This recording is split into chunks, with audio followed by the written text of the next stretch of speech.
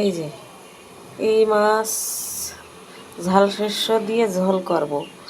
Gucci মাছ, খয়রা মাছ, ট্যাংরা মাছ, চেলা মাছ, হরেক রকমের মাছ দিয়ে ঝোল করব। শস্য ঝাল আদা বেটে নিয়েছি, এর সাথে লবণ হলুদ সর্ষের তেল দিয়ে মাখাবো। আর এই যে জিল মাছের ঝাল করব। জিল মাছ পাতলা করে ঝাল করব। এর জন্যই জিরে আর কাঁচা লঙ্কা আদা বেটে রাখিছি। এই যে সর্ষের তেল, কাঁচা লঙ্কা, শস্য বাটা দিয়ে মাখিয়ে নিয়েছি। এবার কড়াই গরম হয়ে গেছে, তেল দিয়ে দেব।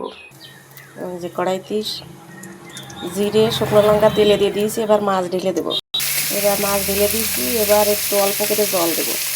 এই যে অল্প করে জল দিয়ে দিয়েছি, ফুটে উঠলেই 2-3 মিনিট পরে নামিয়ে ফেলবো। এই যে মাছের ঝাল হয়ে গিয়েছে গা মাখা করে, এবার নামিয়ে ফেলবো।